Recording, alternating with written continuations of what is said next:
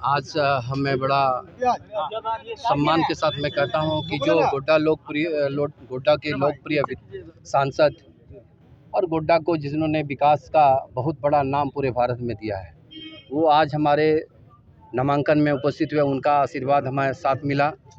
तो आप समझिए कि पूरे गोड्डा लोकसभा का विकास में जिनका नाम पूरे भारत में हो, तो हम ज़रूर उनका आशीर्वाद, अगर मधुपुर में पहली बार, जैसा कहा कि पहली बार वो आए यहाँ पे, उनका आशीर्वाद मिला, मधुपुर में भी वैसे ही विकास होगा, उसके आशीर्वाद से विकास होगा और हम सबों का मेहनत से विकास होगा। भारतीय जनता पार्टी देश का सशक्त प्रधानमंत्री की अंतिम व्यक्ति वाला सोच रखते हैं और हम अंतिम व्यक्ति तक सोच रखने का काम करेंगे। जहाँ तक विकास की बात है, तो मधुपुर में एक भी विकास बताइए कौन सी विकास हुई है यहाँ पे? अभी तो एमपी साहब ने कहा कि जब बच्चे स्कूल के आते हैं और बारिश होता है तो वो भौरवा के पास निकल नहीं पाते, इतने जाम लग जाता है। तो आप कल्पना कीजिए कि आने वाले समय में मधुपुर की क्या गति होगी अगर ऐसे सरकार फिर रही। इनको उखाड़ के फेंकना ये हम सबों का दायित्व होता है और मधुपुर से हफीज को और जेएमएम की सरकार को ऐसे फेंकेंगे जो कि परिवारवाद भी ख़त्म होगा और मधुपुर के विकास भी होगा। चाहे वो हॉस्पिटल के नाम से हो, चाहे वो एजुकेशन के नाम से हो, चाहे वो बिजली के नाम से हो, चाहे वो रोड और पुल पुलिया के नाम से हो, चाहे शहर के नली नाले के नाम से हो, या चाहे वो जितने भी टूरिज़्म पॉइंट हैं हमारे जो धरोहर हैं उनके नाम से हो, चाहे युवाओं का भविष्य जो सभी बर्बाद करते आए हैं, हम उन पे ज़्यादा फोकस करेंगे कि भविष्य उनका ख़राब ना हो और उनको रोज़गार से जोड़ने का काम करेंगे। स्मॉल स्केल इंडस्ट्री अगर जुड़ेगी, स्मॉल स्केल इंडस्ट्री अगर हम लोग डेवलप करेंगे तो यहाँ की युवाओं को बहुत सारा रोज़गार मिलेगा। जैसे अभी एमपी साहब ने कहा, आपने सुना, ये ब्रिज बनने का कारण कौन है? हर बार ये सरकार, ये मधुपुर की मंत्री है, मैं बार बार कहता हूँ, मधुपुर का मंत्री और मधुपुर में रह करके ये एक काम नहीं करा पाया आज तक। 12 बजे रात को इसका बुलेट निकलता है और ये कहता है मधुपुर का बेटा है।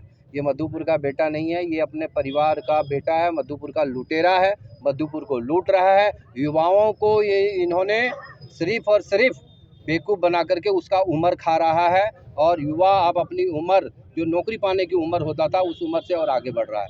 तो ऐसे झारखंड में सरकार और ऐसे मंत्री को हम लोग वापस मधुपुर में न लाएं और इस बार उठा के फेंकने का काम करें।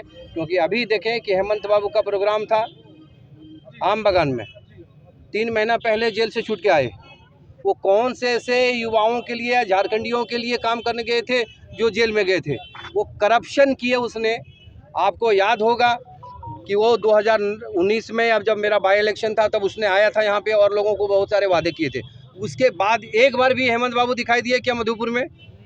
ये सवाल आप सब भी उस प्रत्याशी से पूछिएगा कि पानी का क्या हुआ भैया, बूढ़े में लक्ष्मण झूला का क्या हुआ, युवाओं का रोजगार का क्या हुआ, महिलाओं को जो बोले थे चूल्हा खर्चा 2000 उसका क्या हुआ, 5 लाख नौकरी का क्या हुआ?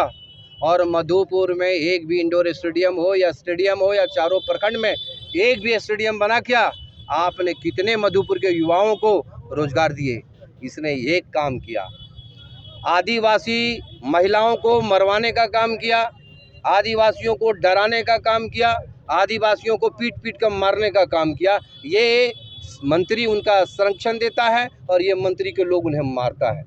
तो ये मधुपुर के लिए कुछ नहीं कर सकता और मधुपुर को ये इस दिशा में लेके जा रहा है जो हमारे आने वाले जनरेशन हमसे सवाल पूछेगा और हम जवाब नहीं दे पाएंगे। इसलिए मैं मधुपुर के सभी आम जनता से मैं हाथ जोड़ के विनती करूंगा, मधुपुर को इस बार सुनहरा मधुपुर और एक ऐसा मधुपुर बनाना है जहां हम सब परिवार के लोग बैठ कर करके बात करेंगे, ना कोई ऊपर ना कोई नीचे, हम सब इक्वल एक बराबर के लोग रहेंगे, हंसी खुशी से रहेंगे और सबकी व्यवस्था की जाएगी जो उनकी हक है और 1 टाइम होगा। ये नहीं कि कोई काम आज का होने वाला है तो कोई बाबू कहेगा नहीं 1 महीना बाद में आओ। गंगा भैया जिस दिन मधुपुर में आ गया, हर काम 1 टाइम होना शुरू हो जाएगा। उस काम को हम पेपर में दिलवाएंगे, इस काम का इतना टाइम होता है, इतने टाइम में होना चाहिए। भारतीय जनता पार्टी जिंदाबाद। कोई भी ब्लॉक में हो,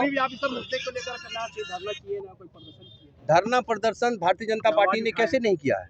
आप तो भारतीय जनता पार्टी की जितनी धरना प्रदर्शन हुई, ब्लॉक से लेकर करके जिला से लेकर करके के मुख्यालय तक सब जगह धरना प्रदर्शन हुआ। आप धरना प्रदर्शन की बात कर रहे हैं। हर धरना प्रदर्शन में झारखंड मुक्ति मोर्चा और कांग्रेस आरजेडी को हम लोगों ने जगाने का काम किया, उनके कान में तेल देने का काम किया, पर इन्होंने कभी जागा नहीं और झारखंडियों को कभी उनका सम्मान नहीं दिया। धरना प्रदर्शन में कभी पीछे नहीं रही भारतीय जनता पार्टी। आपके चुनाव प्रचार में राज परिवार जी आएंगे?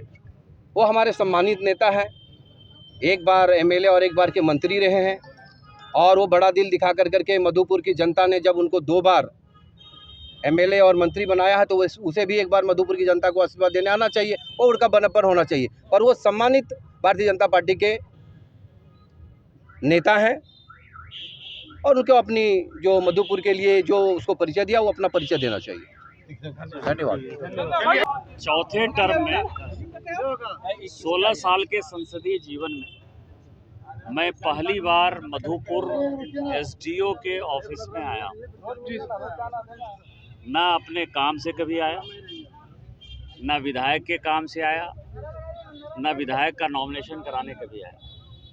मैंने पहली बार एसडीओ ऑफिस देखा है, और यदि पहली बार एसडीओ ऑफिस देखा है तो इसी से अंदाज़ा लगा सकते हैं कि भारतीय जनता पार्टी के लिए, मोदी जी के लिए ये सीट कितना महत्वपूर्ण है।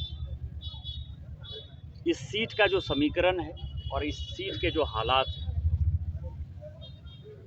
सबसे बड़ी ऐतिहासिक जीत आज तक के मधुपुर के इतिहास में इतने वोट से किसी उम्मीदवार की जीत नहीं हुई जितनी वोट से गंगा नारायण सिंह जी की जीत हो।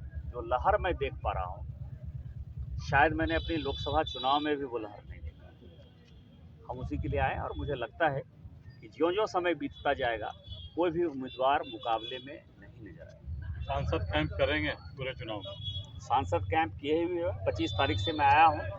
मैं 25 को भी मधुपुर में था, 26 को भी मधुपुर में था, 27 को भी मधुपुर में था और आज 28 को भी मधुपुर में।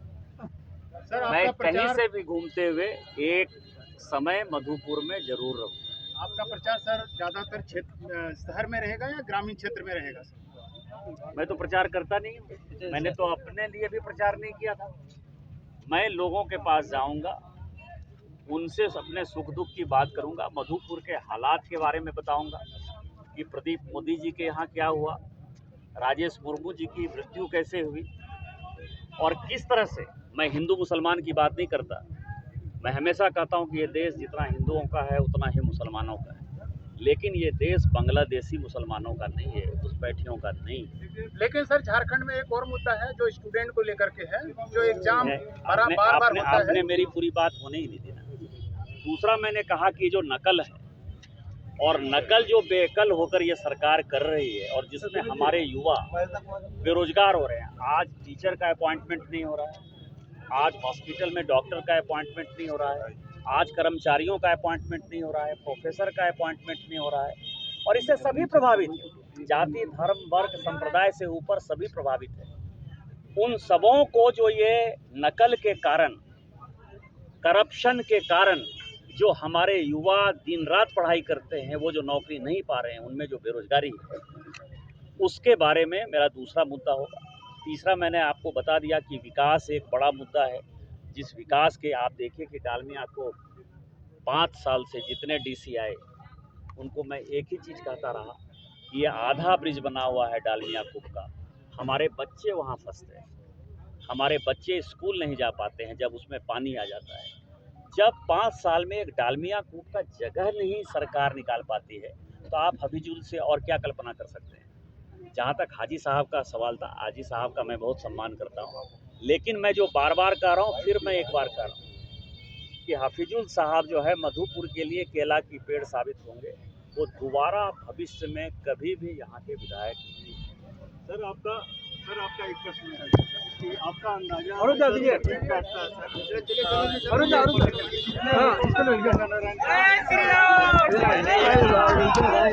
आज तक आज़ादी के बाद आज तक के मधुपुर के इतिहास में किसी पॉलिटिकल पार्टी के उम्मीदवार ने उतने वोट से ये चुनाव नहीं जीता होगा जितने वोट से भारतीय जनता पार्टी के उम्मीदवार, मोदी जी के सिपाही और जो दिन रात जनता की सेवा में लगे रहते हैं, वैसे गंगा नारायण सिंह जी उससे ज़्यादा मतों से।